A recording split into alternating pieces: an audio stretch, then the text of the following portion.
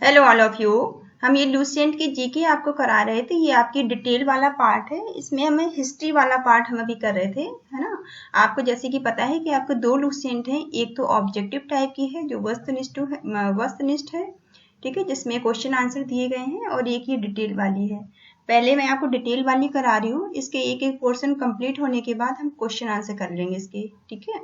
अगर आप किसी भी कॉम्पिटिटिव एग्जाम की तैयारी कर रहे हैं तो ये आपके लिए बहुत इंपॉर्टेंट है, ये आपके लिए महत्वपूर्ण है। आप इसे ध्यान से देखिए, ठीक है, ताकि जब हम क्वेश्चन आंसर वाले ऑब्जेक्टिव वाली बुक करें तो आपको फटाफट चीज़ें समझ में आए, ठीक है, और आपको क्वेश्चन आंसर याद भी हो जाए। तो हम इसका पार्ट यहाँ तक कर चुके थे, ठीक है। आज हम भारत के यवन राज्य से करेंगे, ठीक है। इससे पहले की वीडियो अपलोड किए जा चुके हैं, अगर आपने उन्हें नहीं देखा तो आप देख लीजिए, ठीक है। तो हिस्ट्री का ऊपर वाला पार्ट हो चुका है। आज हम करेंगे भारत के यवन राज्य, ठीक है। भारत के यवन राज्य के बारे में आज हम करने वाले हैं। भारत पर आक्रमण करने वाले विदेशी आक्रमणकारियों का नाम, ठीक है। भारत में जो विदेशियों ने आक्रमण किया था उन आक्रमणकारियों का जो नाम था वो क्या क्या था, वो कौन कौन थे जिन्होंने आक्रमण किया है भारत में। हिंदू यूनानी, ठीक है, सबसे पहले हिंदू यूनानी, फिर शक आए, फिर पहलव आए, उसके बाद में कुषाण आए, ठीक है। ये क्रम आप याद कर लेना, कई बार एग्जाम में पूछा जाता है। हिंदू यूनानी, शक, ठीक है, पहलव और फिर कुषाण, लास्ट में क्या है, कुषाण, ठीक है। तो जो भारत पर यवन जो राज्य थे, भारत के यवन राज्यों में जो विदेशियों ने आक्रमण किया है भारत में, विदेशियों के द्वारा जो आक्रमण किया गया है भारत में, उनका क्रम दिया हुआ है हिंदू यूनानी, शक, पहलव, ठीक है, पहलव और कुषाण। ये क्रम ऐसे कैसे आप याद करना। सेल्यूकस के द्वारा स्थापित पश्चिमी तथा मध्य एशिया के विशाल साम्राज्य को इनके उत्तराधिकारी एंटियोकस प्रथम ने, जो एंटियोकस प्रथम थे वो इनके, तो एंटियोकस प्रथम ने इसे अक्षुण्णीय बनाए रखा, ठीक है। तो ये किसके उत्तराधिकारी थे, सबसे पहले तो आपको ये पता होना चाहिए, सेल्यूकस निकेटर द्वारा स्थापित। तो सेल्यूकस निकेटर थे, सेल्यूकस जो थे इन्होंने स्थापित किए थे पश्चिमी और मध्य एशियाई, ठीक है, पश्चिमी और मध्य एशियाई के विशाल साम्राज्य को, ठीक है। जो सेल्यूकस थे इन्होंने पश्चिमी और मध्य एशियाई के विशाल साम्राज्य की स्थापना की थी, ठीक है। और सेल्यूकस के उत्तराधिकारी कौन थे, उत्तराधिकारी इनके थे एंटियोकस, ठीक है, एंटियोकस प्रथम इनके उत्तराधिकारी थे। और इन्होंने क्या किया था, एंटियोकस प्रथम ने अक्षुण्णीय बनाए रखे थे इन राज्यों को, ठीक है। एंटियोकस द्वितीय, अब एंटियोकस ही प्रथम थे, अब दूसरे आए एंटियोकस द्वितीय। एंटियोकस द्वितीय के शासन काल में विद्रोह के फलस्वरूप उसके अनेक प्रांत स्वतंत्र हो गए, ठीक है।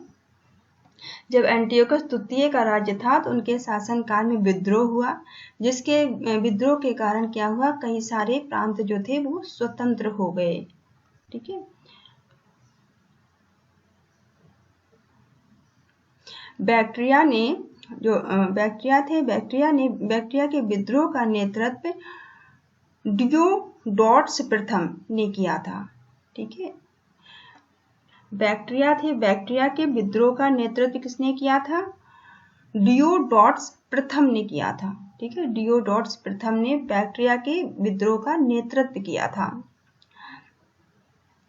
बैक्ट्रिया पर डियोडोटस प्रथम के साथ इन राजाओं ने क्रमबद्ध शासन किया था, ठीक है। बैक्ट्रिया पर डियोडोटस के प्रथम के साथ साथ दूसरे जो राजा थे जिन्होंने यहाँ पर शासन किया था वो कौन कौन थे, डियोडोटस द्वितीय, ठीक है। डियोडोटस प्रथम तो थे ही, डियोडोटस द्वितीय थे, फिर यूथेडेमस, ठीक है, यूथेडेमस, उसके बाद में डेमेट्रियस, ठीक है, यूथेडेमस, डेमेट्रियस आए, फिर आए मिनेंडर, ठीक है, मिनेंडर आए, मिनेंडर के बाद में फिर इसके बाद यूक्रेटाइडस आए, ठीक है, यूक्रेटाइडस के बाद में एंटी अल्कीडस, ठीक है, एंटी अल्कीडस आए, और लास्ट में कौन आए, हर्मिक्स आए, ठीक है। इस तरह से ये जो राजा थे जिन्होंने शासन किया था, ठीक है, बैक्ट्रिया पर जिन्होंने शासन किया था, उनकी इस तरह से नाम है। भारत पर सबसे पहले आक्रमण बैक्ट्रिया के शासक थे डेमेट्रियस ने किया था। भारत पर सबसे पहले आक्रमण किसने किया था? बैक्ट्रिया के शासक डेमेट्रियस ने सबसे पहले भारत पर आक्रमण किया था, ठीक है। ये नाम आप याद रखिए कि सबसे पहले भारत पर आक्रमण किसने किया था? बैक्ट्रिया के शासक डेमेट्रियस ने, ठीक है। इसने 190 ईसा पूर्व में भारत पर आक्रमण किया था। इन्होंने कब आक्रमण किया था भारत पे? 190 ईसा पूर्व, ठीक है। 190 ईसा पूर्व में इन्होंने भारत पर आक्रमण किया था। भारत पर आक्रमण कर अफगानिस्तान, पंजाब एवं सिंधु के बहुत बड़े भाग पर अधिकार किया था। इन्होंने किस किस हिस्से पर अधिकार कर लिया था?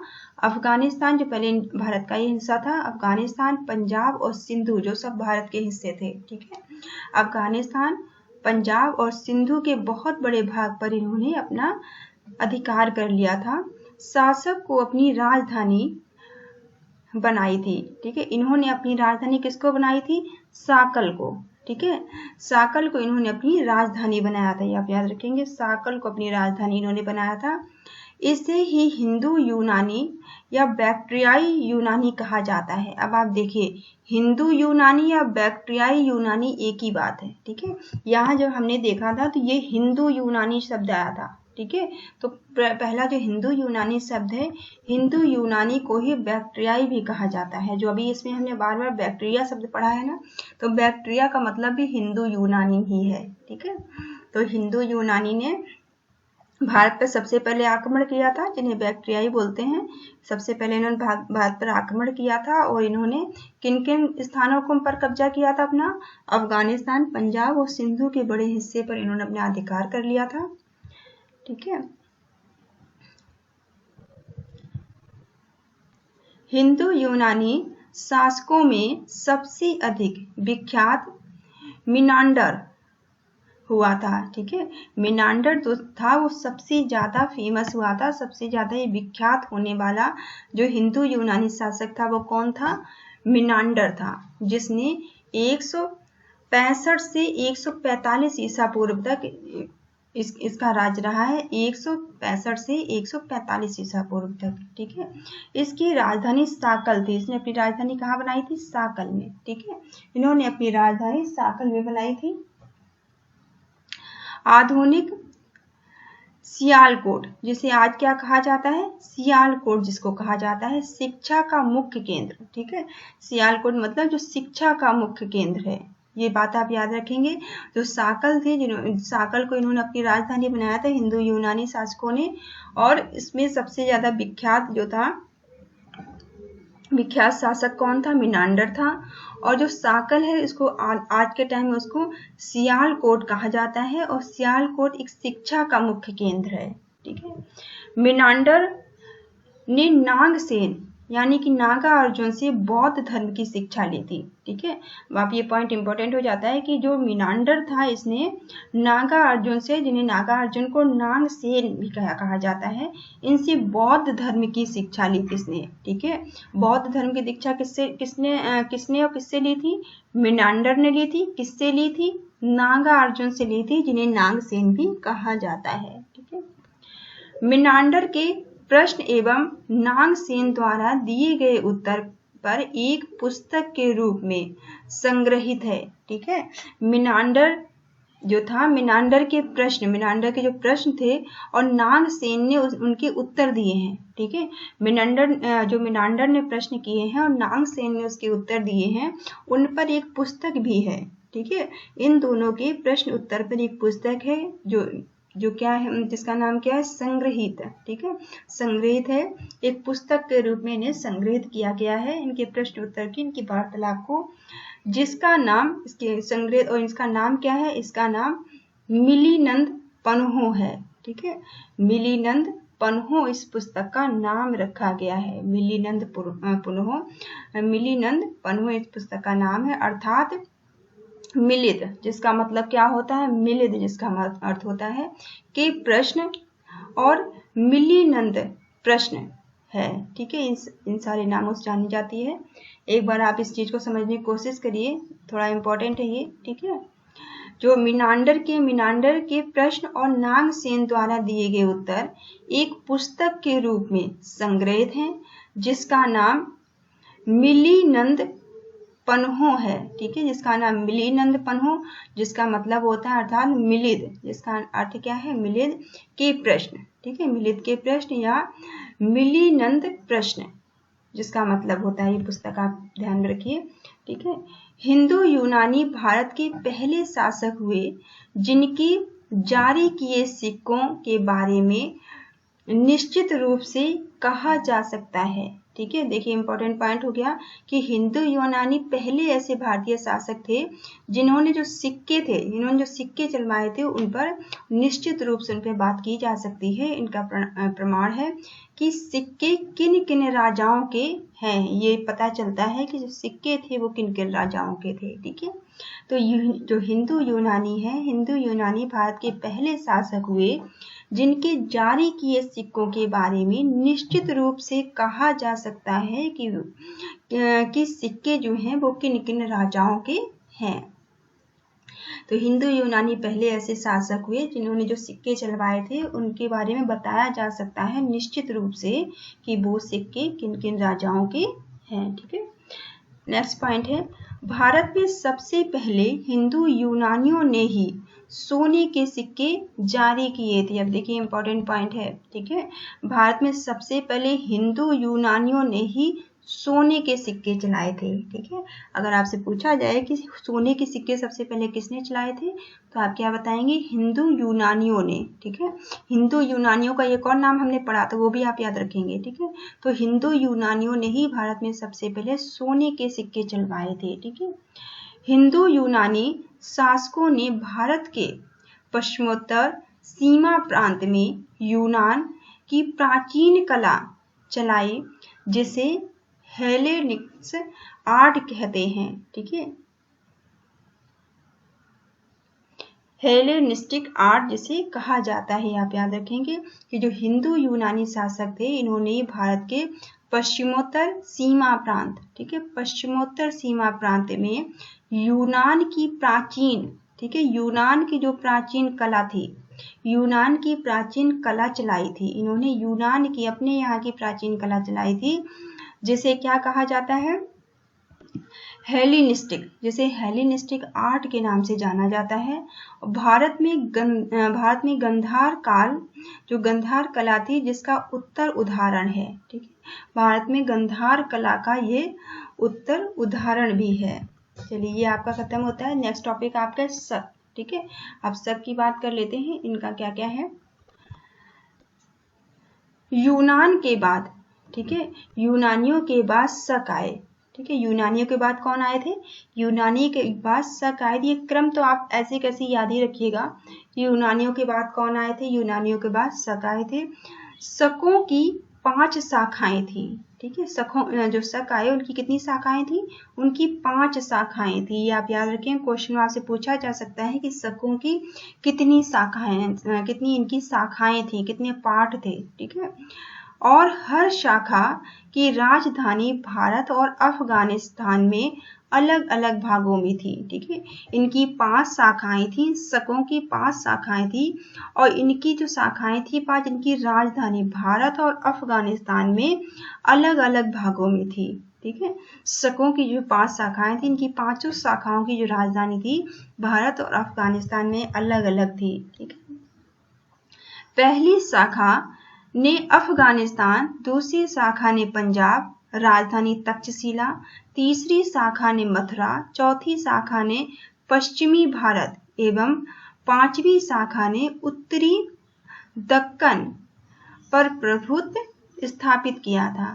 ठीक है, इस शाखाओं की राजधानी कहाँ कहाँ थी, पहली शाखा की राजधानी अफगानिस्तान थी। ठीक है, पहली शाखा की राजधानी कहाँ थी, अफगानिस्तान। दूसरी शाखा की राजधानी कहाँ थी, पंजाब। ठीक है, दूसरी शाखा की राजधानी पंजाब थी, जैसे तक्षशिला। ठीक है, तक्षशिला पंजाब में तक्षशिला कहा जाता है, तक्षशिला को उन्होंने अपनी राजधानी बनाया था। ठीक है। दूसरी शाखा इनकी पंजाब में थी, जो कि राजधानी तक्षशिला थी। और तीसरी शाखा की राजधानी कहाँ थी? मथुरा में, ठीक है।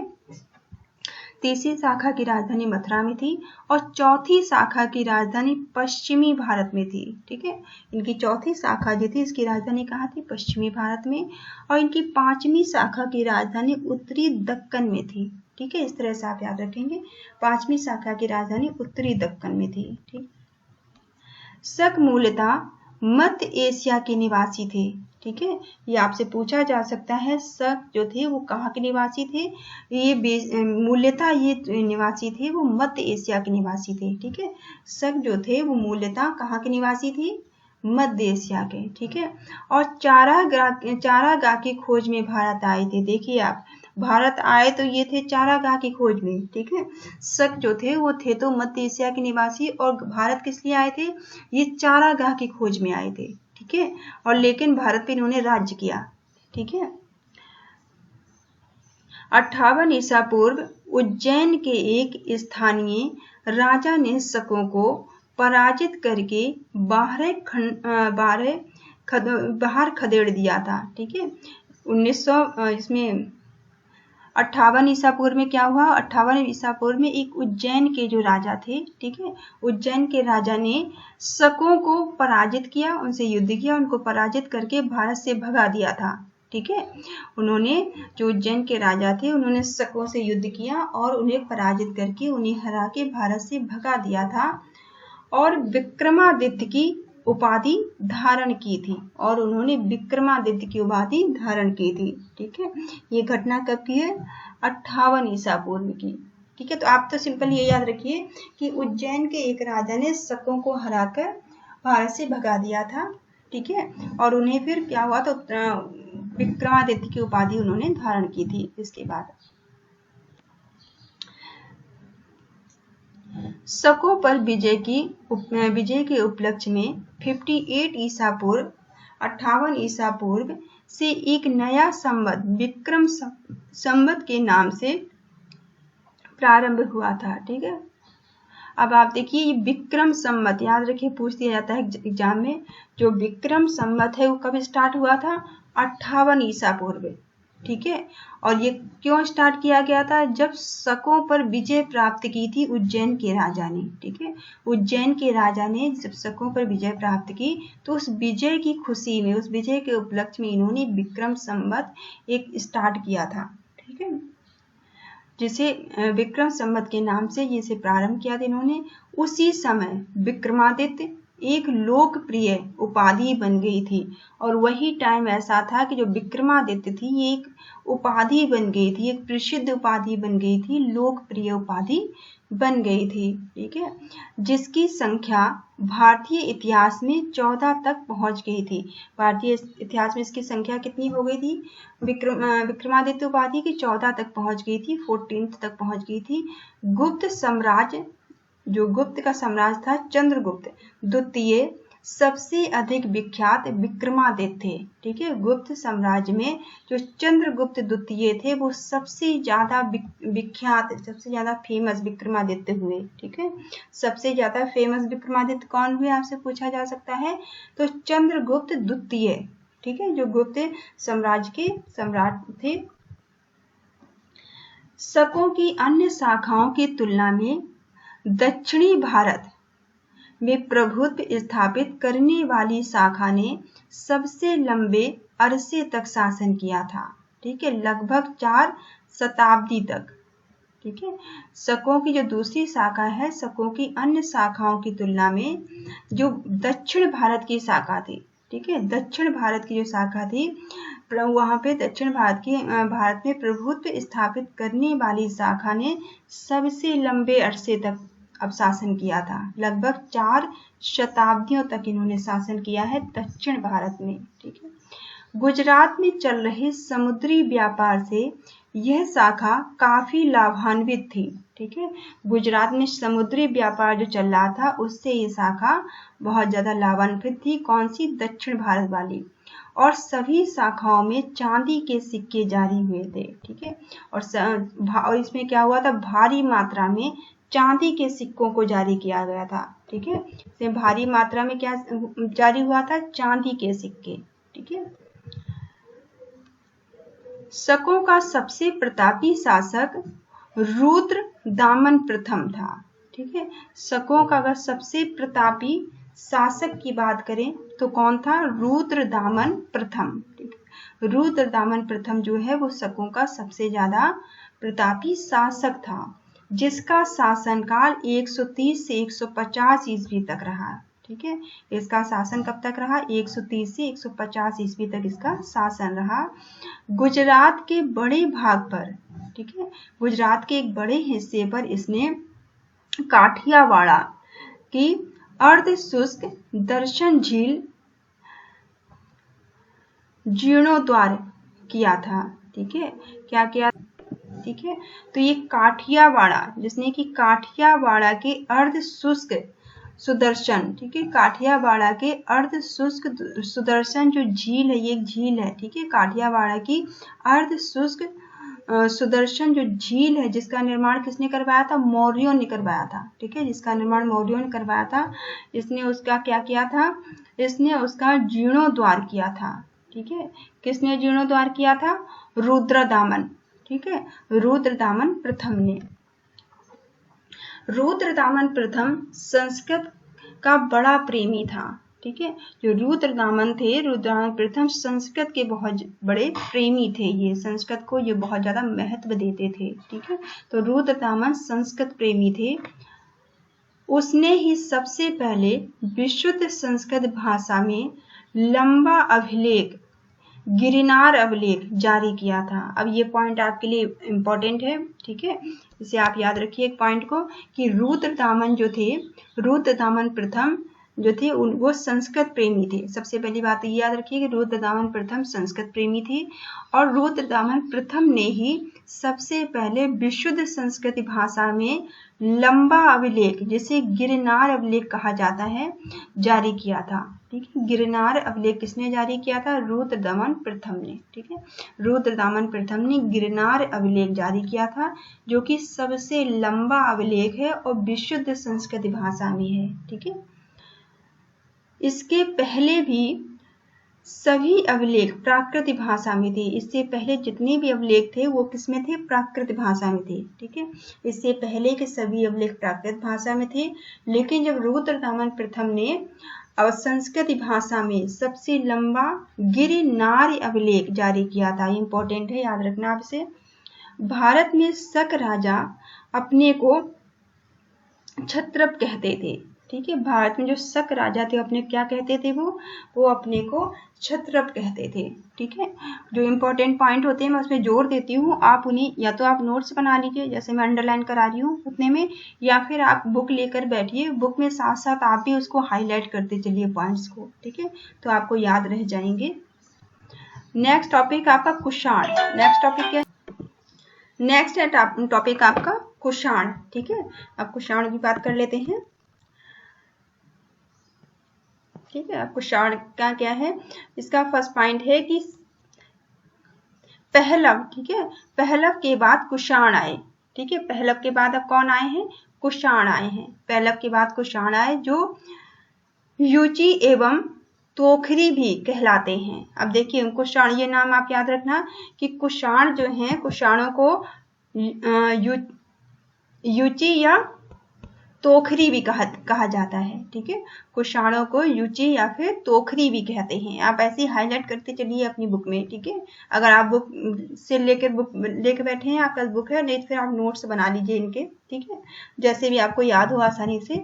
तो कुषाणों, अब क्या है, पहलव के बाद कौन आए? कुषाण आए, और कुषाणों को युचि एवं तोखरी भी कहा जाता है, ठीक है। युचि का नाम कबीला, ठीक है, युचि का एक नाम कबीला 5 कुलों में बांटा गया है, ठीक है।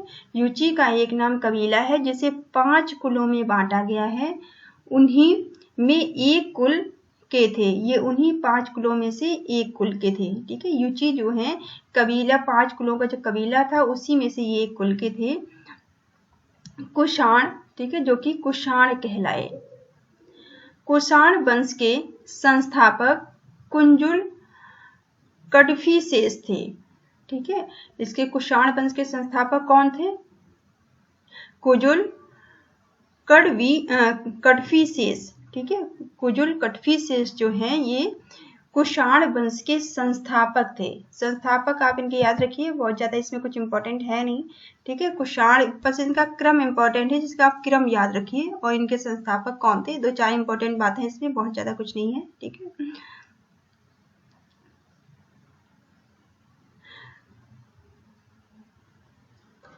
तो कुजुल कडफिसेस का आप नाम याद रखना कि ये कुषाण वंश के संस्थापक थे। इस वंश की सबसे प्रतापी राजा कनिष्क था। अब ये एक और इम्पोर्टेंट पॉइंट है कि कुषाण वंश का जो सबसे ज्यादा प्रतापी और फेमस राजा थे वो कौन थे? कनिष्क थे। कनिष्क का नाम आप जरूर याद रखिए कि कनिष्क जो थे वो कुषाण वंश के थे और सबसे ज्यादा ये प्रसिद्ध राजा हुए हैं। ठीक है, कुषाण सबसे ज्यादा प्रसिद्ध राजा हुए हैं और ये कुषाण वंश के थे। कनिष्क कुषाण वंश के थे और ये सबसे ज्यादा प्रसिद्ध और प्रतापी राजा हुए हैं। तथा इनकी राजधानी पुरुषपुर, ठीक है, इनकी राजधानी पुरुषपुर या पेशावर थी। ये पॉइंट आप याद रखेंगे। इनकी राजधानी कुषाणों की राजधानी क्या थी? पुरुषपुर या फिर पेशावर जिसे कहा जाता है, ये इनकी राजधानी थी। कुषाणों की द्वितीय राजधानी मथुरा थी। अब आप देखिए, कुषाणों की दूसरी राजधानी में थी जो मथुरा थी। ये इंपॉर्टेंट पॉइंट है कि कुषाणों ने अपनी राजधानी को पेशावर बनाया था और कुषाणों की 2 राजधानियां थी, एक तो पेशावर थी और एक मथुरा थी। ठीक है, और कुषाण वंश का सबसे प्रतापी राजा कौन था? कनिष्क। कनिष्क तो वैसे भी आपने कनिष्क का नाम सुना होगा। ठीक है, कनिष्क ने कनिष्क जो थे इन्होंने 78 ईस्वी में, ठीक है, 78 में 78 ईस्वी में कनिष्क ने गद्दी पर बैठने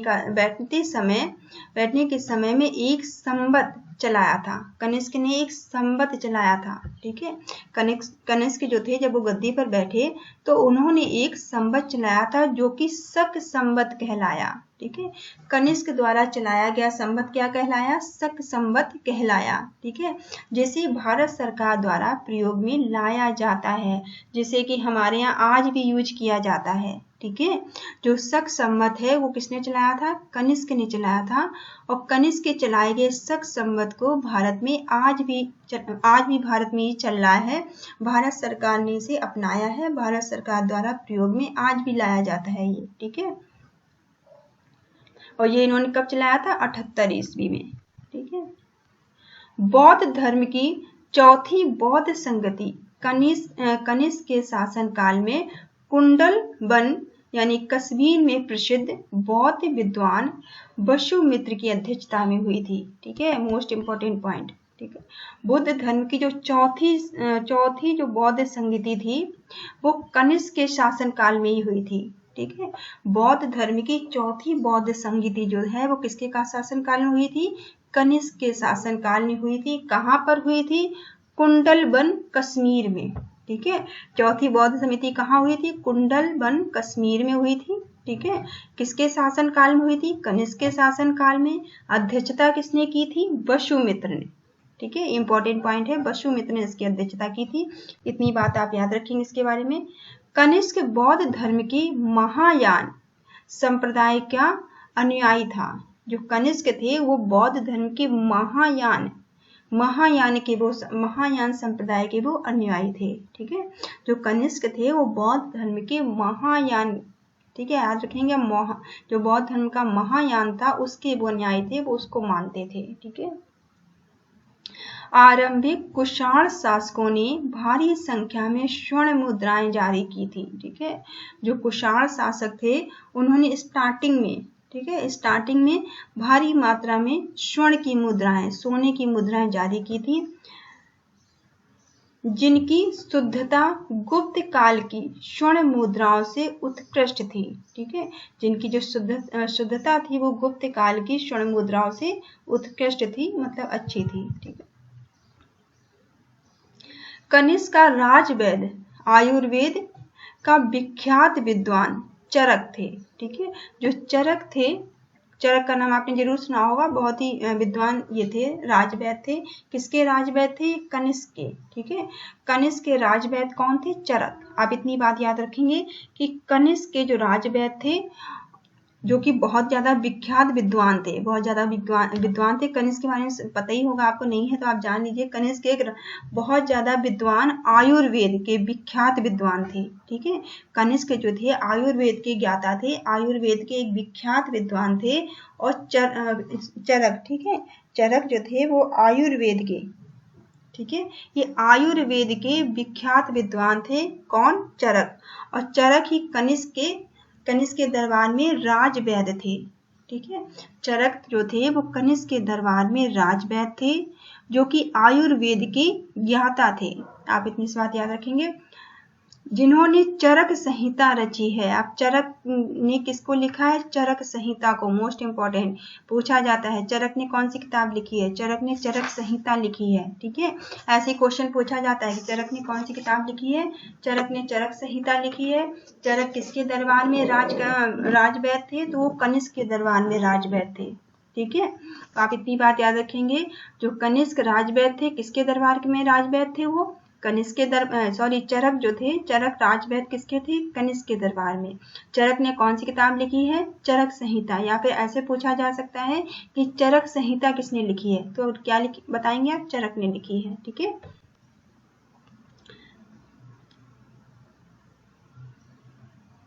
महाभिवास सूत्र के रचनाकार वसुमित्र हैं। ठीक है, महाविभास सूत्र है, जिसकी रचना किसने की है? वसुमित्र ने की है। ठीक है, महाविभास जो सूत्र है उसकी रचना वसुमित्र ने की है। इसे ही बौद्ध धर्म का विश्वकोश कहा जाता है। ठीक है, इसे ही बौद्ध धर्म का विश्वकोश कहा जाता है। किसे बौद्ध धर्म का विश्वकोश कहा जाता है? महाविशाव। ठीक है, महाविभास जो सूत्र है, महाविभास सूत्र को बौद्ध धर्म का विश्वकोश कहा जाता है, जिसकी रचना वसुमित्र ने की है। ठीक है, इंपॉर्टेंट है। कनिष्क के राजकवि अश्वघोष ने बौद्धों का रामायण बुद्ध चरित्र की रचना की है। ठीक है, मोस्ट इंपॉर्टेंट, ये देखिए ये वाला पॉइंट। जो कनिष्क के राजकवि थे, ठीक है, कनिष्क के जो राजकवि थे, इन्होंने अश्वघोष, ठीक है, अश्वघोष ने ही बौद्धों का रामायण, ठीक है, बौद्धों का रामायण यानी कि बुद्ध चरित्र की रचना की है। बुद्ध चरित्र की रचना किसने की है? अश्वघोष ने। बुक का नाम ऐसे कैसे आपसे पूछा जा सकता है कि बुद्ध चरित्र की रचना किसने की है? तो बुद्ध चरित्र की रचना किसने की है? अश्वघोष ने की है। अश्वघोष कनिष्क के राजकवि भी थे। ठीक है, तो जिसे बौद्धों का रामायण कहा जाता है। ठीक है, बुद्ध चरित्र को बौद्धों का रामायण भी कहते हैं। और बुद्ध चरित्र की रचना अश्वघोष ने की थी। अश्वघोष कनिष्क के दरबार में राजकवि थे। इतनी बात आप याद रखेंगे। वसुमित्र, पाशर्ग, नागार्जुन, महाचेट, ठीक है, और संघरक्ष भी कनिष्क के दरबार में विभूतित थे। ठीक है, इनके कनिष्क के दरबार के विभूति कौन कौन थे?